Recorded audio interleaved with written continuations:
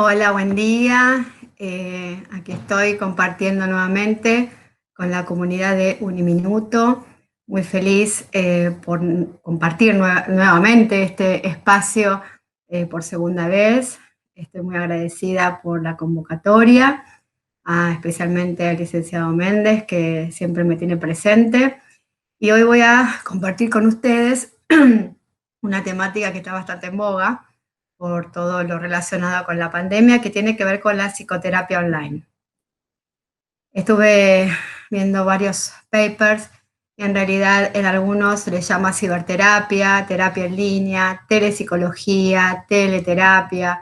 Digamos, estamos hablando de todo el espectro de trabajo que hacemos los psicólogos en relación a el uso de aplicaciones, específicamente en el trabajo con los pacientes.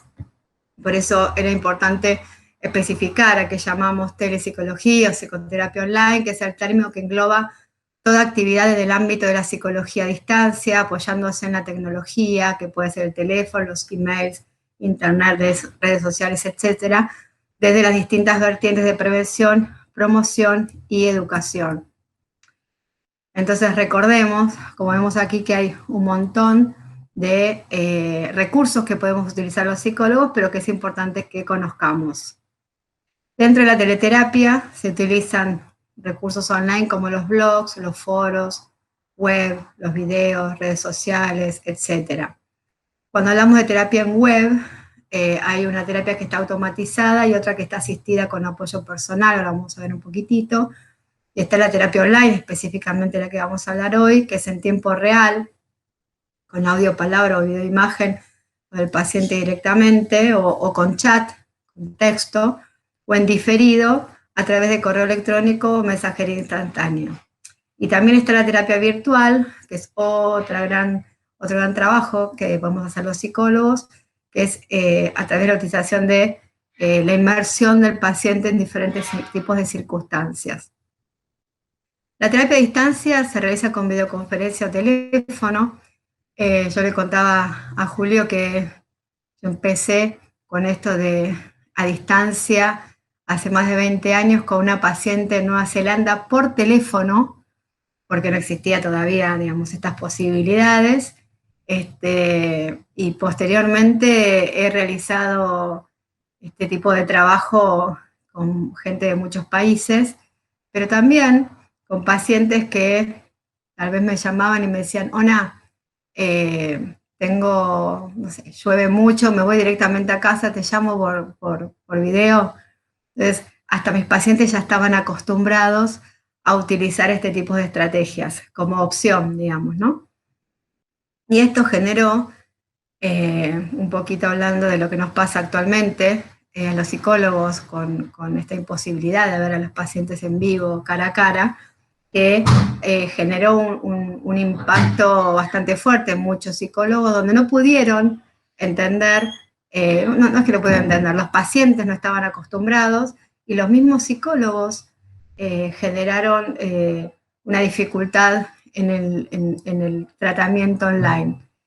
Hay un foro en Argentina de psicólogos, que hay psicólogos, algunas personas, no psicólogos, como creo que 400.000 personas, la verdad que no quiero exagerar, pero creo que es ese número, y donde yo leí al principio cómo un montón de psicólogos se quejaban de que no tenían trabajo, de que se iban pagando consultorio, de que se iban pagando los impuestos y que no tenían trabajo, pues los pacientes no habían aceptado hacer psicoterapia online. Y yo me preguntaba, porque a mí me pasó todo lo contrario, yo decía, qué extraño, y yo creo, analizando un poquitito, que tenía que ver un poco con específicamente con la modalidad del psicólogo, con la terapia, con la teoría con la que trabajaba en su consultorio, tal vez con una cierta resistencia del propio psicólogo y por ende del paciente, ¿no? Y cómo ha tenido cada psicólogo que adaptarse a una situación que obviamente que es muy extraña. Yo extraño abrazar. Siempre cuento que hubo un momento hace unos años donde estaba con una alergia muy fuerte, no sé si era gripe, pero estaba como muy inflamada los ojos y demás, y atendía a mis pacientes, pero cuando se iban le decía, hoy no te voy a dar el abrazo de despedida porque no sé si es gripe, y que la semana siguiente varios de ellos me dijeron, no sabes cómo extrañé tu abrazo. Entonces, realmente entiendo que hay algunas cuestiones que cambian en lo que es psicoterapia online, pero también aprendí que se puede abrazar con las palabras y se puede abrazar de una manera muy profunda, con la empatía y con el cuidado hacia el paciente, aunque sea a través de una pantalla. Entonces, volviendo a lo que estábamos hablando, la terapia en web se utilizan programas automatizados asistidos por un psicólogo encaminado a la estimulación, y de la terapia virtual con la simulación de ambientes con o sin terapeuta virtual, que guíe el proceso terapéutico del paciente. Esto se trabaja mucho, por ejemplo, con pacientes con fobias, ¿no? Que se genera una inmersión, ¿no? Con los cascos virtuales se genera una inmersión, se meten dentro de situaciones y se los ayuda. Bueno, es toda una rama muy importante de uso de tecnologías a partir del trabajo. Bueno, se trabaja con dolor, con Alzheimer, hay muchas investigaciones que muestran los resultados de este tipo de terapia virtual. Y salud se refiere al uso de tecnologías de la información, internet, juegos digitales, esta red virtual y robótica. Y en salud al uso de las aplicaciones móviles inalámbricas como mensaje de texto, aplicaciones, dispositivos portátiles, sensores remotos y redes sociales como Facebook y Twitter. Decíamos que las corrientes terapéuticas que más se están investigando al respecto es la cognitivo-conductual, que es el enfoque terapéutico mayoritario que investiga. Estos profesionales cuentan con un gran volumen de investigaciones que muestran la eficacia y validez de los trabajos terapéuticos en esta área, y el balance positivo en efectividad-coste que implica el trabajo online, mientras que un planteamiento ecléctico o psicodinámico aparece en menor medida, desde lo que es más el psicoanálisis, ha tenido menos investigaciones al respecto. Les dejé en el Power todos los autores por si quieren investigar sobre estas investigaciones. Perdón la redundancia.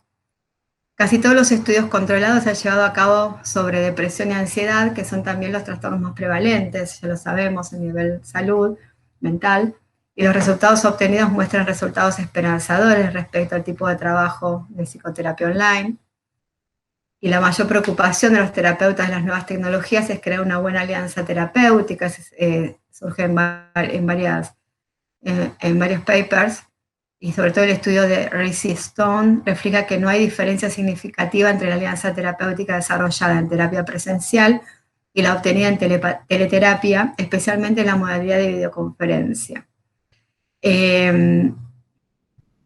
Yo hace bastante que vengo leyendo sobre esta temática y los estudios dan como unos resultados bastante equitativos en relación a la diferencia entre el trabajo cara a cara y la psicoterapia online.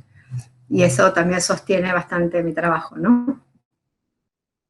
Una revisión reciente que analiza sistemáticamente 11 estudios que comparan la alianza terapéutica y la terapia a distancia concluye que esta parece equivalente a la terapia cara a cara en lo que se refiere a la alianza terapéutica, encontrándose además una relación positiva entre la alianza terapéutica y el resultado de la terapia a distancia. Hay ciertos cuestionamientos que se generan. A mí me ha pasado en este camino pandémico de hablar con colegas, soy supervisora de algunos psicólogos, en relación a la dificultad que sienten, pero es una cuestión del propio profesional, ¿no? No, pero me pierdo una parte, no sé cómo está sentado. Bueno, es real que hay una pequeña parte que perdemos, pero imagínense que los detalles de si está lagrimeando, si su mirada está triste, los gestos que realiza los podemos ver. Tal vez no podemos ver todo su cuerpo, pero sí podemos ver los rasgos y cómo las emociones van apareciendo en las caritas de los pacientes. Cuando hablamos de terapia en web, son programas que permiten la autoaplicación, el paciente tiene acceso por internet y puede usarlo sin la mediación telemática de un terapeuta o a veces con asistencia puntual. por eso les decía que se usaba en fobias específicas, en trastornos de ansiedad, en trastornos de pánico, en agorafobia, en ansiedad generalizada, y se ha aplicado también en grupos especiales como sordos prescindiendo del sonido, utilizando la visión. Estos son como aplicaciones específicas que sirven para que el paciente, también para el trabajo de ejercitación física, también para el tema de obesidad, se utiliza mucho y tiene muy buenos resultados. Entonces, estamos hablando de, ¿no?, conectarnos con lo que le pasa al paciente, con lo que siente, con sus emociones, con los aspectos cognitivos. Entonces, esas cuestiones se pueden realizar a través de lo que es la terapia online. Encontré un texto muy interesante que habla de las recomendaciones a los usuarios de esta modalidad que realiza la APA, y habla de la necesidad de especialización profesional en el uso de su tecnología.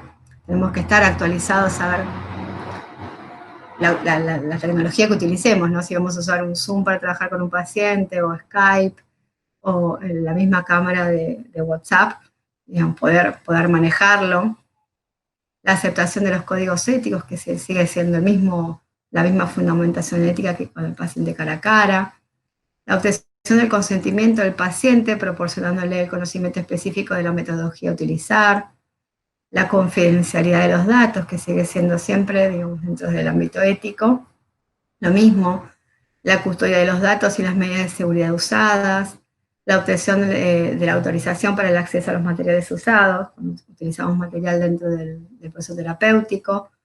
Cuidar que los instrumentos estén validados para su uso telemático, por supuesto, y tener información sobre la legislación que regula su relación con el cliente o paciente.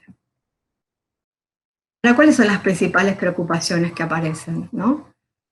De los aspectos clínicos, entonces, la alianza terapéutica, que ya les mostré que hay varios papers que muestran, investigaciones que muestran que se puede generar de la misma manera, o casi de la misma manera que cara a cara.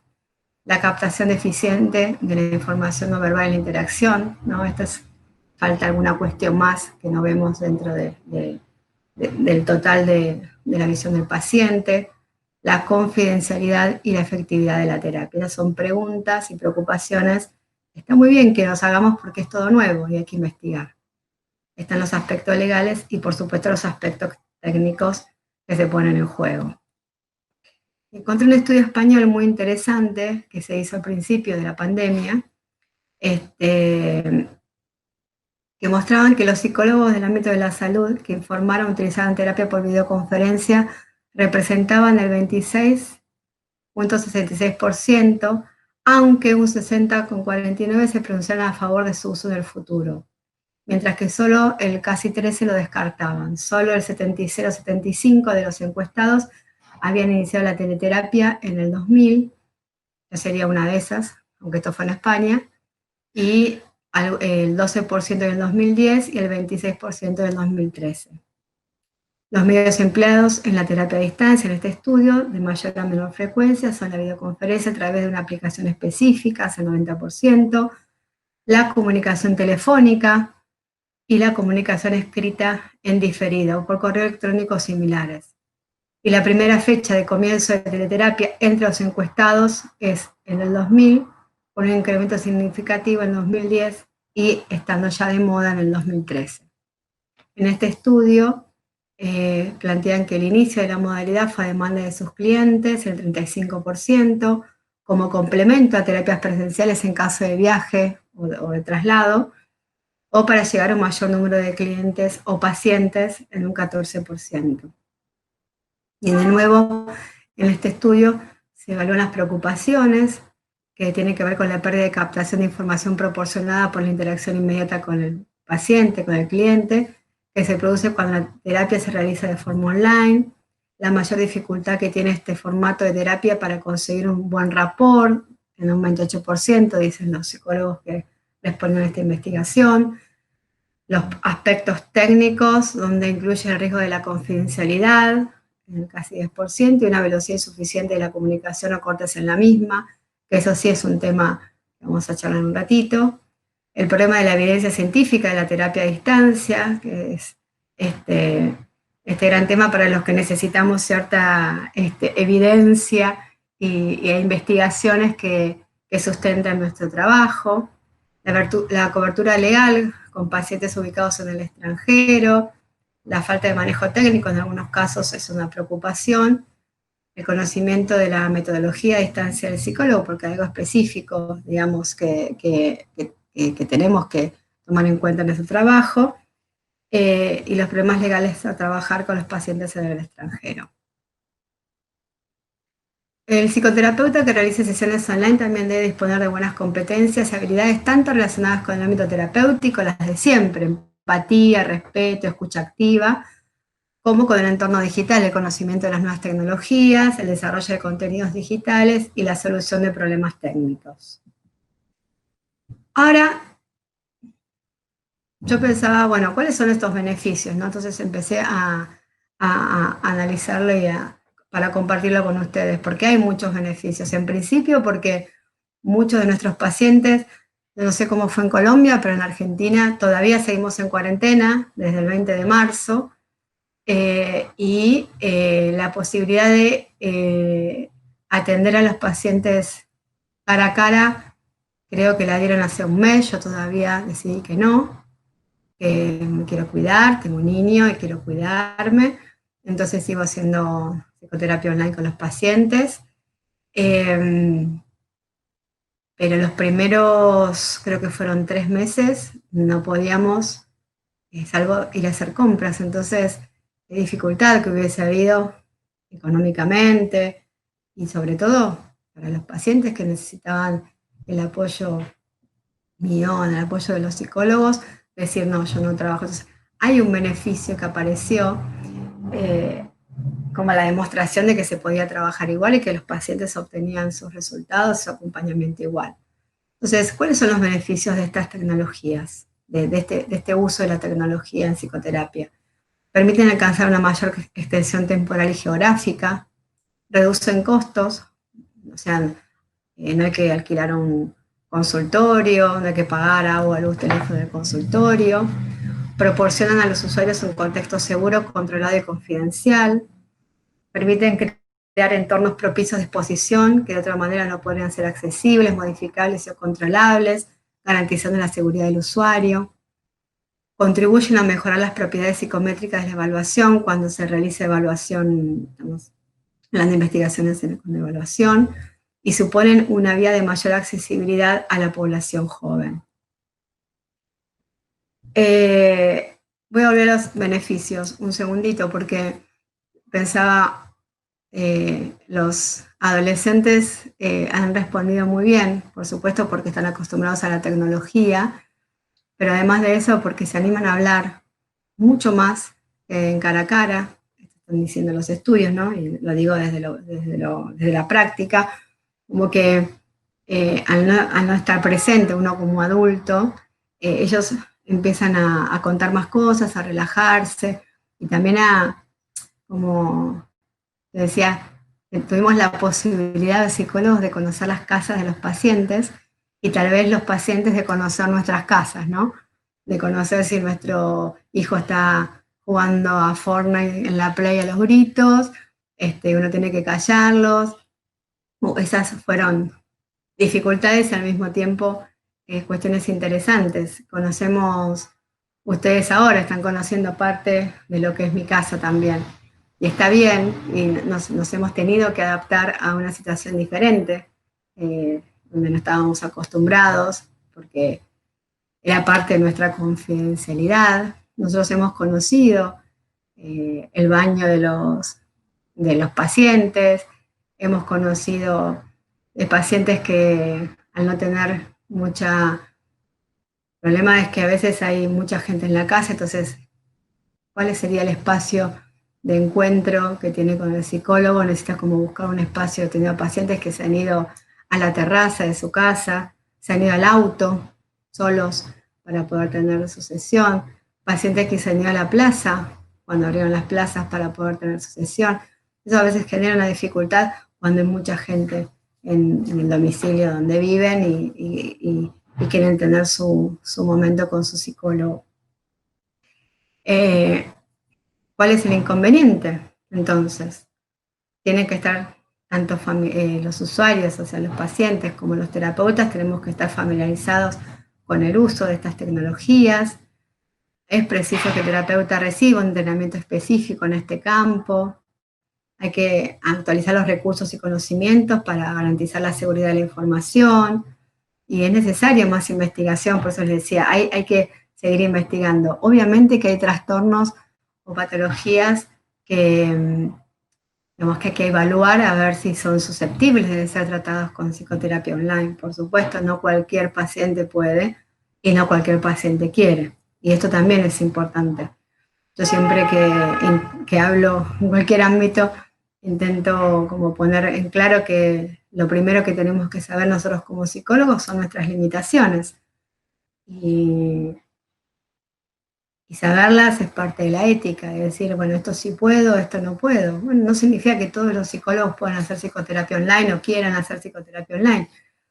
Simplemente hay que saber si uno está dispuesto a aprender ciertas cuestiones también, adaptarse. Yo pasé de aprender Zoom a dar clases, a después Meet, después todas las plataformas docentes que fueron para cada universidad diferente, después WhatsApp ya no era muy seguro para un paciente que es bastante obsesivo en relación a la confidencialidad, entonces me pasó algo parecido a WhatsApp, que creo que se llama Telegram, como para poder usarlo porque ahí era imposible que nadie hackeara, entonces usamos Telegram, y otro quiere Skype porque él es más cómodo, porque ahí cree que hay menos posibilidades también que alguien pueda escucharlo. Entonces fui adaptándome a todas estas aplicaciones y a las necesidades de los pacientes. No es que yo lo único que usaba era la computadora, antes de esto, el PowerPoint para dar clases, para llevarlo a las clases, WhatsApp para trabajar. Tuve que aprender de todas estas herramientas que la verdad que son muy ricas y no está mal seguir aprendiendo, hay que tener la flexibilidad para hacerlo. Una preocupación que siempre aparece en muchos psicólogos que he supervisado en este tiempo, que plantean la dificultad de no tener las herramientas, sobre todo cuando son personas de otros países, ¿no? Entonces, hay que realizar un esfuerzo razonable para identificar y aprender cómo acceder a los recursos de emergencia relevantes y apropiados en el área local del paciente, como contactos de respuesta de emergencia, por ejemplo, números de teléfono de emergencia, admisiones hospitalarias, recursos de derivación, etcétera, porque es real que por eso yo pensaba y les decía, tenemos que evaluar qué tipo de paciente podemos atender, ¿no? A ver, si yo tengo un paciente que tiene un riesgo suicida, bueno, primero hay que ver si lo puedo atender, si vive en otro país, y aunque no viva en otro país, supongamos que vive acá en una provincia de Argentina o que vive acá a 2 horas, digamos, de donde yo estoy, necesito saber a dónde puedo llamar si el paciente requiere algo. Si yo tengo un paciente que está en mi consultorio y en ese momento tiene un ataque de pánico y se asusta y se siente mal y bueno, yo lo voy a poder regular, lo voy a poder ayudar, lo voy a poder controlar y de última, si veo que realmente es una afección física que no tiene que ver con lo emocional, llamo al SAMES, le llamo acá, llamo a una ambulancia, viene a buscar, lo lleva a punto. Si uno está trabajando online, digamos, tenemos que buscar esos datos como para tenerlos presentes, por si acaso. El otro día me pasó con una paciente que tiene una enfermedad oncológica y mucha tos. Empezó a toser, se puso bordó. Y yo respiraba profundo y decía, tranquila, porque si me asusto yo, se asusta ella. Y estuvimos 15 minutos, yo le hablaba despacito, la guiaba, que no hablara, que respirara cortito, que lo que salió, digamos, hasta que calmó, pero cuando pudo hablar me dijo, me asusté, ahora me asusté. Y yo en ese momento decía, ¿a dónde llamo? ¿A dónde llamo por si veo que se desmaya esta mujer, ¿a quién llamo? ¿A dónde llamo? Bueno, realmente hay que tener ahí me di cuenta. Dije, tengo que tener el número de, no sé, de la madre o del hermano que vive a 2 cuadras, por si en el momento que estoy trabajando con el paciente veo que le pasa algo. Entonces se trata de eso, ¿no? De entender que no es lo mismo la urgencia cuando el paciente está en el consultorio, tenemos otras herramientas que cuando está en su casa, entonces tener esos pequeños datos nos sirven también para calmarnos nosotros y poder hacer el trabajo sin ansiedad. En cuanto a la ética, se aplican los mismos estándares éticos y profesionales de atención y práctica profesional que se requieren al brindar servicios psicológicos en personas. Se alienta a los psicólogos a tener especial cuidado para evaluar y valorar la conveniencia de utilizar estas tecnologías antes de participar en dicha práctica, para determinar si la modalidad de servicio es adecuada, eficaz y segura. Es lo que les decía hoy, no para cualquier paciente, no cualquier paciente está no solo dispuesto, sino que le serviría realizar una psicoterapia online, ¿no? Hay que evaluar bien, digamos. Yo pienso que, no sé, a ver, es lo que yo no trabajaría, y no trabajaría en psicoterapia online en este momento con adicción, yo personalmente. Me parece que la adicción a drogas, ¿no? A drogas fuertes y demás, necesita un contexto mayor, una institución que sostenga. Tal vez no trabajaría, bueno, con personas con patologías relacionadas con riesgo suicida, ¿no? Yo, capaz de gente que es experta específicamente en eso, que tiene herramientas diferentes. Por eso les decía, no es que no todo psicólogo puede trabajar con todo, sino que tenemos que saber con qué nos sentimos bien, cómodos, con qué tipo de patologías o de problemáticas podemos sí, tener no solo evidencia científica de los cambios de los pacientes, sino estar tranquilos nosotros con la tarea que realizamos. Y también el tema de medidas de seguridad de los datos, hay que garantizar que existan medidas de seguridad para proteger los datos y la información relacionada con los pacientes contra el acceso o la divulgación no intencionadas. Bueno, esto es obvio, de la misma manera que tenemos el secreto que tenemos que tener, digamos, de lo que nos cuentan nuestros pacientes, cuando incluimos el trabajo online. Por supuesto, no sacar fotos, no grabar, salvo que nosotros lo requiramos, si el paciente esté de acuerdo, no grabar. Bueno, y buscar los medios o las aplicaciones más seguras que estén en el mercado. ¿Qué ha sucedido en este contexto? Hay algunos pacientes que no aceptaron el cambio, yo tuve uno, que igual a los 15 días me dijo, ¿podemos hacer una sesión, Ana? Bueno, pero no viene, digamos, no viene todo el tiempo, no viene, no hablamos todo el tiempo, sino que es a requerimiento, y como decía hoy, depende del marco teórico del terapeuta. Yo me pregunto si depende del marco teórico del terapeuta. Yo creo que hay algunos marcos teóricos que requieren un poco más de adaptación que otros, simplemente eso, no es ni algo positivo ni negativo, es simplemente una observación de lo que he escuchado de otros colegas. Las dificultades en el cobro con pacientes de otros países, ese también es un tema, por lo menos existen diferentes tipos de metodología, pero no es tan simple. La falta de intimidad del paciente o del terapeuta, como decíamos hoy, a veces, digamos, que el paciente no tenga un espacio propio y tenga que buscarlo. Eso generó que haya pacientes, bueno, tengo una paciente que me llamó, una paciente de hace un tiempo largo, que falleció el papá en estos meses, y me llamó por teléfono, me dijo si estaba teniendo cara a cara, y le dije que todavía no, y me dijo que no podía venir porque necesitaba como salir de su casa porque había mucha gente y no podía tener su espacio. Y le dije, bueno, que yo le iba a avisar cuando me comenzara a tener cara a cara. Ella necesitaba, y bueno, lo respeté por supuesto, ¿no? A veces aparecen problemas con la conectividad, que no podemos controlar porque no depende de nosotros, y esto es una muestra Yo creo que la pandemia nos mostró muchas cosas, nos enseñó muchas cosas, tenemos la capacidad de aprender, que es que no controlamos nada, y no como algo negativo, sino como algo simple y que sucede así, que no controlamos nada, y que cuando estamos con un paciente a veces se corta, a veces no anda bien, a veces se queda como, ¿no? Quietita así.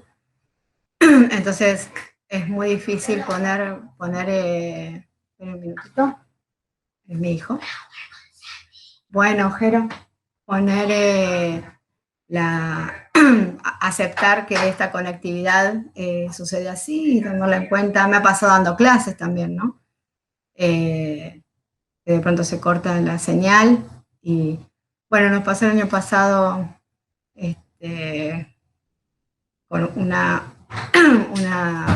charla que tenía que dar con Colombia, que también hubo un tema de conectividad, que lo logramos finalmente, pero que fue como muy estresante. Hay dificultad en conocer las leyes del país del paciente, de investigar medios de emergencia, como decíamos hoy. Hay resquemores con la confiabilidad de la aplicación utilizada. Hay mucha vergüenza, a veces, o prurito por mostrar sus casas. Los pacientes, a algunos les da vergüenza, o no quieren que entremos en esa intimidad, y también hay que respetarlo.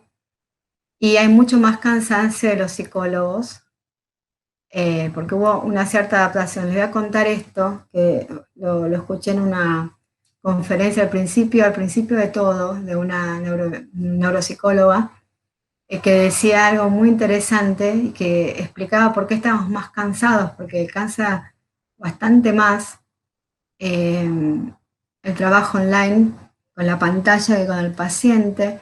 Y ella decía que les pasaba no solamente a los psicólogos, que se pasa en todos los trabajos, en todos los que están haciendo este home office, con muchos Zooms, con muchas charlas con personas, con muchas reuniones de trabajo, y decía que había algo muy específico que a ella le llamaba la atención que estaba pasando, y es que cuando nosotros estamos en una reunión con otras personas, ¿sí? Estamos en una reunión con otras personas, hay,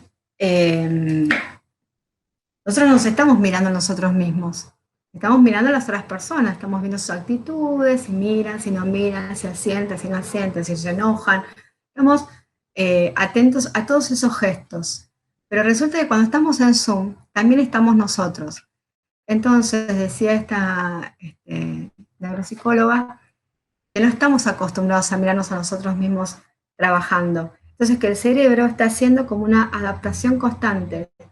Eh, por eso recomendaba, por ejemplo, que pongamos solamente el orador, digamos, en pantalla, en las reuniones, en las clases, etcétera, para no estar mirándonos a nosotros mismos, porque el cerebro hace un doble trabajo de reacomodación, de observación, mira cómo estoy peinada, mira cómo estoy hablando, y ese trabajo es muy cansador para el psicólogo.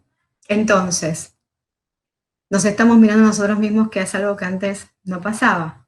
No nos miramos cuando estamos con el paciente nosotros mismos. Nosotros miramos solamente al paciente. Entonces, yo, por ejemplo, me pongo muy chiquitita y solamente miro al paciente, pero me di cuenta, cuando la escuché a esta conferencista, que en realidad sí, es verdad, yo me miraba, a mí me tengo el pelo, y me distraía. Y además, estaba todo el tiempo, ponete derecha, uy, no sé cuánto, uy. Entonces, es importante cuidarse en ese sentido. Siempre voy a hablar de esto, esto es de una conferencia que escuché otro día, hace un mes. Siempre tenemos que estar tratando de regularnos nosotros mismos, ¿no? Trabajo conmigo mismo para poder estar, servir a los demás, y ese trabajo es también para mí. Me pareció muy, muy interesante esta frase, y es algo que siempre estoy cuando aprovecho como para trabajar en cada ocasión que tengo con cualquier persona que esté escuchando un minutito. Parece que es recontra importante cuidarnos a nosotros mismos y darnos cuenta que nos pasa, porque también en la pandemia nos pasaron cosas y también pudimos estar irascibles, cansados, con temor, y tenemos que estar regulándonos lo suficiente como para poder escuchar al paciente y poder prestarle atención y poder ayudarlo.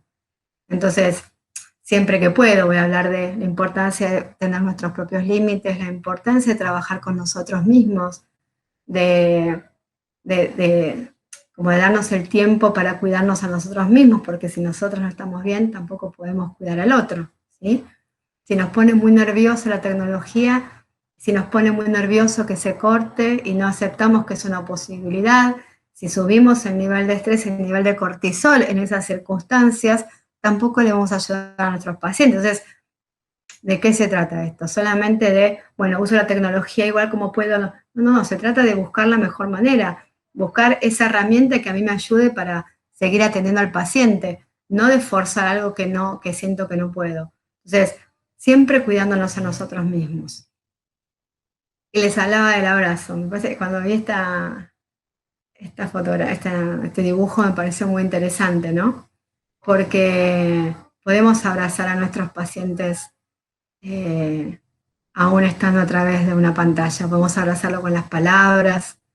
El otro día he tenido muchos pacientes que vinieron por primera vez a psicoterapia conmigo porque perdieron un familiar de COVID o que ahora están perdiendo familiares en este momento. Estoy hablando este fin de semana, estoy hablando de cómo despedirse, de la importancia de poder despedirse, que eso ha sido un tema a nivel internacional, ¿no? Y donde también se usó mucho la tecnología, ¿no? Este paciente que el jueves fue que lo atendí, el papá ya estaba muy mal, y le pregunté, ¿algo más le dirías a tu papá? ¿Necesitarías decir algo más?